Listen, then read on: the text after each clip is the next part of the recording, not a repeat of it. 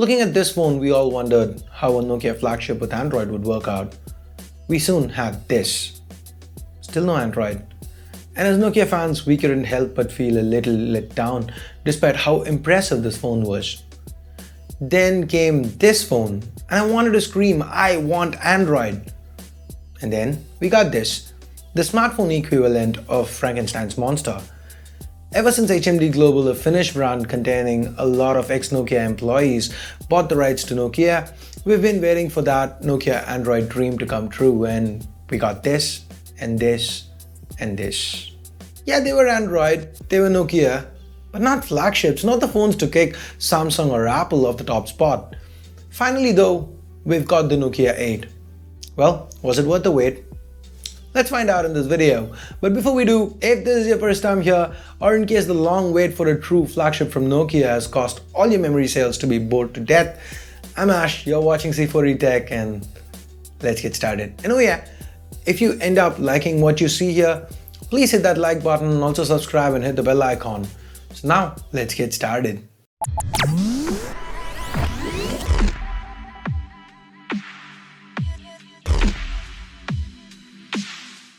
Let's start by saying, as much as a flagship as the Nokia 8 is, there are a few things that stop it from being one worthy of taking on the likes of the Galaxy S8 and the new Pixels. And that's the lack of the fancy extras that we've come to expect from the upper echelons of flagship devices. There's no glass design or pretty 18:9 displays up front, no wireless charging or water resistance. I mean, there is IP54 dust and splash resistance, but that doesn't really hold up compared to IP68 on the competition. Also missing are the little bells and whistles like iris scanners, IR blasters, zoom lenses. Hell, even the stereo speaker setup from HMD Global's own Nokia 6 has not made the cut here. But none of these are deal breakers when it comes to deciding if the Nokia 8 is a good phone worth buying. Because well, HMD Global surprised us all by pricing the Nokia 8 at 37,000 rupees in India. That pits it right against the likes of the OnePlus 5 and the Mi Mix 2. So how does this Nokia 8 fare? Well, let's start with the build. Now, like I said, this is not flashy, it's not even unique. Kind of feels like something we'd have expected last year, but it is quite functional. The screen to body ratio is not high, but again, given the 5.3-inch display, the phone's quite wieldy. The 160-gram weight seems to be distributed quite evenly, and the Nokia 8 feels deceptively light in hand. I do expect the polished blue and copper versions will look better. One area where the Nokia 8 shines is with that display. This here is a 5.3-inch IPS LCD display that is covered by Corning's Gorilla Glass 5. The resolution here is Quad HD, which when spread over 5.3 inches results in a pixel density of around 555 pixels per inch. Now that is very sharp. The color reproduction is quite natural, the viewing angles are excellent, and the Nokia 8 has probably the brightest LCD panel in current generation flagships with a brightness of 700 nits. So it's extremely easy to use outdoors. The audio quality via the single downwards firing speaker was louder than I expected it to be. It didn't crack even at the highest levels. I still really wish the stereo speaker setup from the Nokia 6 made the cut here. Anyway, the 3.5mm headphone jack is here and the audio via that was quite good too. I faced no issues with cellular reception or call quality.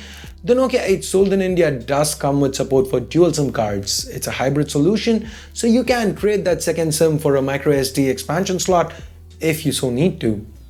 Underneath the hood, HMD Global's got Qualcomm's best, the Snapdragon 835 mobile platform built on a 10nm manufacturing process to achieve higher clock speeds while managing to keep things cool. HMD Global's further augmented this by including a full-length copper cooling pipe with a graphite shield to help with heat dissipation. In my time with the Nokia 8, I faced no issues with performance or heating. It was cool throughout and managed to run anything I threw at it. There is just 4 gigs of RAM though on the 64 gig storage variant sold in India. There is a 6/128 variant available in other markets. The Nokia 8 runs on an almost stock build of Android 7 Nougat.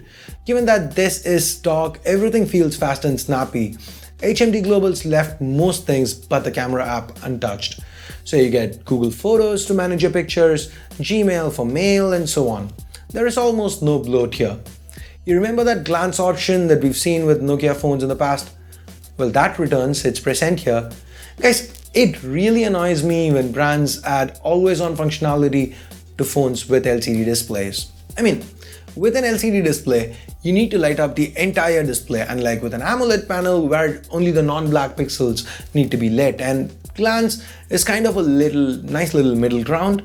So the Nokia 8 screen remains lit for a little while after you turn the display off, and then every time the Nokia 8 detects movement, it turns the display on and shows you glanceable info. So on one hand, it's not like the LCD screen is always lit and draining battery, but on the other, you don't really need to turn the display on to see stuff. You just pick up the phone and you can glance at what's happened. So what else? Oh yeah, the fingerprint scanner was fast and accurate, had no issues there. Overall, the Nokia 8 managed to load apps really fast and even keep quite a few of them in memory. Day-to-day usage was a pleasure with this guy.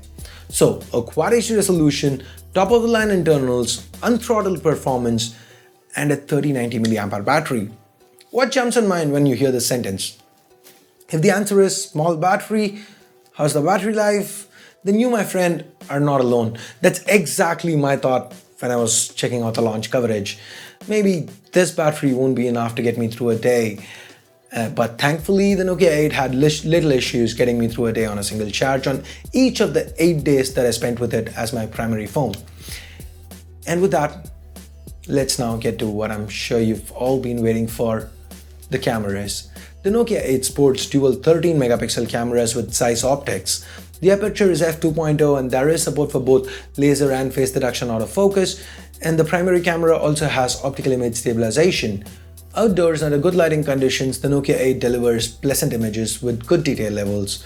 Like here, zoom in and you can read the text.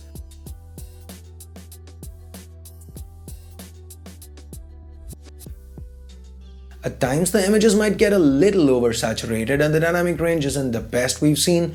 But what is weird is the fact that even with auto HDR on, HDR didn't get triggered in most of the situations where we felt it demanded it.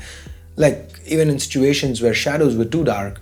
I was forced to turn it on myself, and when I did, the results were quite good. You can also use just one of these cameras to click photos, and here are some that we shot with the monochrome sensor. The detail level is absolutely great. The dual camera setup also happens to allow for portrait mode pictures. The execution is good. There are some blemishes. I do feel the Honor 8 Pro does a slightly better job. Now, despite the presence of both laser and face detection autofocus, we did have some issues with autofocus. Hope HMD Global addresses this with a future update. And now we get to the most marketed aspect of this camera. The Nokia 8 lets you click both these, where both front and rear cameras come into play at once. They could be useful for the occasional social media share, and social media sharing plays a big part in Nokia's push. If you connect your Facebook or YouTube accounts, you can live stream videos from both cameras right from the app. Periscope support is lacking. If it were, I'd have probably done a couple of streams. Now, anyway, maybe I'd do a bothy video via YouTube Live. Do you guys want to see that? Or probably, something where me and Sundar are on the opposite sides of the camera and we talk. Let me know in the comments below if that's something that would interest you guys. Anyway, under low light, here's where the cameras kind of disappoint. Despite the presence of optical image stabilization, the shutter speed doesn't go longer than 1/11th of a second. Add to it the relatively narrow f2.0 aperture, means the image quality is not going to be anywhere near that of, say, again, the OnePlus 5. Here's a comparison of pictures shot with both phones. The differences are obvious. The video quality, though, is great. This phone can shoot 4K video at 30 frames per second via both cameras. Thanks to optical image stabilization on the rear camera, the footage is very stable. It is also sharp and has good detail levels and colors. The dynamic range, again, could have been a little better. Now, the most interesting thing that the Nokia 8's brought to the table is Ozo audio. It's super immersive. The 360-degree surround sound is just spectacular. Here's a clip from our unboxing shot with the front camera, which, like I said, is also capable of shooting 4K. So this is downscaled 4K that's being shot via the front-facing camera of the Nokia 8, and the audio is native too. So how do you think it sounds? Again, let me know your thoughts in the comments below. I'm sure you guys are as impressed as I am. I had no clue it was going to sound this good when I was shooting the unboxing. I was pleasantly surprised. In fact, Sundar walked up to me and said, maybe we should record audio for our videos with this. But anyway, jokes apart, Let's now move on to the next item on the list, and here's where we talk about price usually, but in this review I kind of spoiled it earlier.